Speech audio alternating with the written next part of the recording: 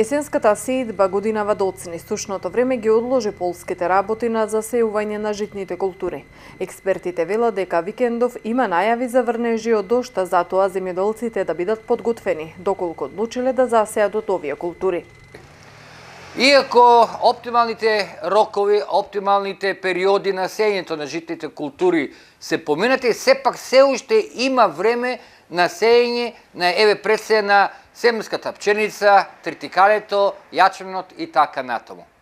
Но бидејќи сега се на овој период каде што рековме оптималните периоди се изминати и количеството на семенски материјал кој што треба да се употреби сега при сеењето на житните култури е малку за некој процент поголем. Па ако во оптималниот период за пример семенската пченица изнесуваше 25 кг за декар, купена семенска пченица зборува, сега ова количина се движи до 30 кг за 1 декар.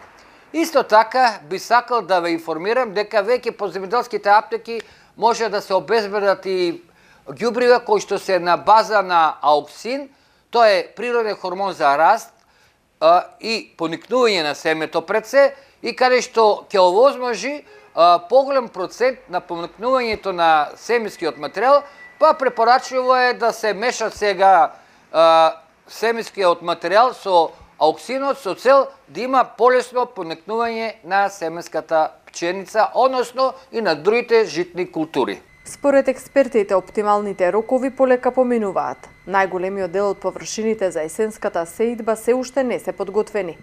Топлото време и долгиот сушен период ги забави, а во одредени региони и целосно ги стопираше сеидбените активности на житните култури. Проценките велат дека од планираните околу 150.000 хектари кои секоја година се садат со зимски форми на житни растенија, до сега посадени се само 30%. Останатите 70 чекаат поволни временски услови.